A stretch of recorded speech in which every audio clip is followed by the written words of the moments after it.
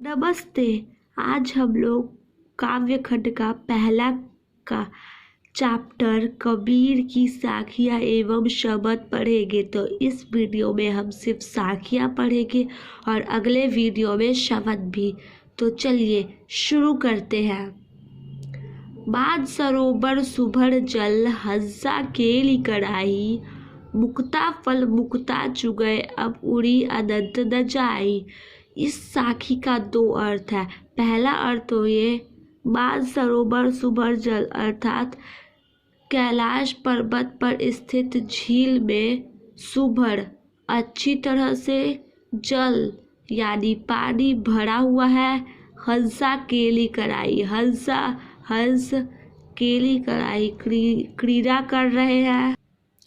मुक्ता फल मुक्ता चुगय अब उड़ी अनंत न जाए। मुक्ता फल अर्थात मोती मुक्ता आज़ाद होकर स्वच्छंद होकर चुग रहे हैं। अब उड़ी अनंत न जाए, अब उड़ करके दूसरी जगह नहीं जा रहे हैं। दूसरा अर्थ मानसरोवर अर्थात क्या शीश शिखर पर स्थित अमृत कुंड में सुभर अच्छी तरीके से जल अमृत भरा हुआ है। हंसा केली कढ़ाई जिसमें आत्मा किलोल करती है। मुक्ता फल यानी आनंद रूपी मोती को चुगती है। आज़ाद होकर के मुक्ता चुगए अब उड़ी अनंत न जाए, अब उड़ करके कहीं और नहीं जाती है।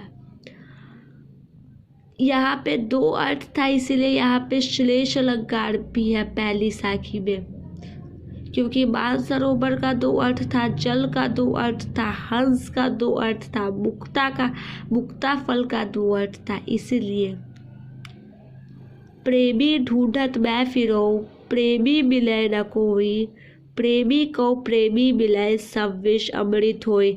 कवि कहते हैं कि वो सच्चे ईश्वर प्रेमी को ढूंढ रहे हैं, पर उन्हें सच्चा ईश्वर प्रेमी नहीं मिल रहा है। अगर सच्चे ईश्वर प्रेमी से सच्चे ईश्वर प्रेमी को मुलाकात हो जाए तो सारा का सारा राग द्वेष रूपी विष प्रेम रूपी अमृत में परिवर्तित हो जाएगा। हस्ती चढ़िए ज्ञान को सहज दुलीचा हस्ती चढ़िए ज्ञान को सहज दुलीचा डारी, स्वाद रूप संसार है भूखत दे झकमारी। हस्ती यानी हाथी, ज्ञान की चढ़िए यानी ज्ञान रूपी हाथी पे सवार करिए यानी ज्ञान मार्ग पर चढ़िए। सहज डुलीचा डारी, सहज आसान, डुलीचा आसन कालीन डाल करके। स्वाद रूप संसार है, संसार तो कुत्ता का रूप है। भूखत दे झकमारी, भौंकने दे, अपना समय बर्बाद करने दे, पर तुम ज्ञान मार्ग पे चलो। इसका अर्थ ये है कि जो अधर्मी लोग होते हैं, जो दूसरों का से चलते हैं, जो ज्ञान मार्ग पे नहीं अज्ञानी लोग होते हैं, उन्हें तो कोई दूसरा मार्ग दिखेगा तो उस पर भौंकेंगे ही, वक्त बर्बाद करेंगे, पर तुम अपने ज्ञान मार्ग पे चलो। पखा पखी के कार दे सब जग रहा भुलाद, निरपक होई के हरि भजय सोई संत सुजान। पखा पखी यानी पक्ष विपक्ष के चलते के कारण सारा जग भुलाद भटका हुआ है। निरपक होई के हरि भजय, निष्पक्ष होकर के जो एक ही ईश्वर की पूजा करता है, सोई संत सुजान वही सच्चा संत है। हिंदू मुआ राम कही मुसलमान खुदाई, हिंदू राम राम कहते मर गए, मुसलमान खुदा खुदा कह के मर गए। कहे कबीर सो जीविता जो दूर के निकट न जाए। कबीर कहते हैं कि वही जीता है जो दोनों के निकट नहीं जाता है, अर्थात वो ना दोनों के निकट ना जाके एक ही ईश्वर की सच्चे दिल से पूजा करता है। काबा फिरी काशी भया राम ही भया रहीम, मोट चूद मैदा भया, बैठी कबीरा जीभ। काबा मुसलमानों का तीर्थ स्थल, काशी हिंदुओं का तीर्थ स्थल। मतलब जो सामाजिक संप्रदायों से ऊपर उठकर एक ही ईश्वर की पूजा करता है सच्चे दिल से, उसके लिए काबा ही काशी है, राम ही रहीम है।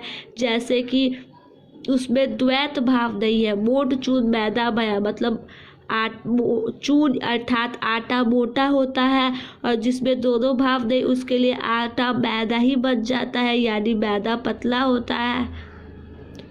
बैठी कबीरा जीभ, लो कबीरदास इसे चखो। ऊंचे कुल का जन्मिया, जो करनी उच्च न होई। मतलब ऊंचे कुल में जन्म लेकर जो करनी ही उच्च न हुई। सुब्रत कलश सूरा भया, साधु निंदा सोई। यानी सुब्रत कलश सोने के कलश में सूरा यानी शराब भी भर दे उसकी भी साधु निंदा करेंगे। इसका अर्थात ये है कि अगर ऊंचे कुल में जन्म लेने से कुछ नहीं होता, कर्मों से इंसान उच्च बनता है। जैसे कि सोने के कलश में चाहे हम लोग शराब ही क्यों ना भर दे, उसकी तो साधु निंदा करेंगे ही। तो यही था कबीरदास के द्वारा लिखी गई साखी। इस साखी में प्रेम का महत्व, संत के लक्षण, ज्ञान की महिमा, ब्रह्मांडम्बरों का विरोध आदि भावों का उल्लेख हुआ है। आजकल के लोग हिंदू मुस्लिम में भटके हुए हैं, लड़ते झगड़ते हैं, पर इस साखियों से ये है कि जो सच में ईश्वर भक्त होता है, जो सच में एक ईश्वर की पूजा करता है, वो इस सब के चक्करों में नहीं पड़ता। और भी बातों की यहाँ पे बात की गई है।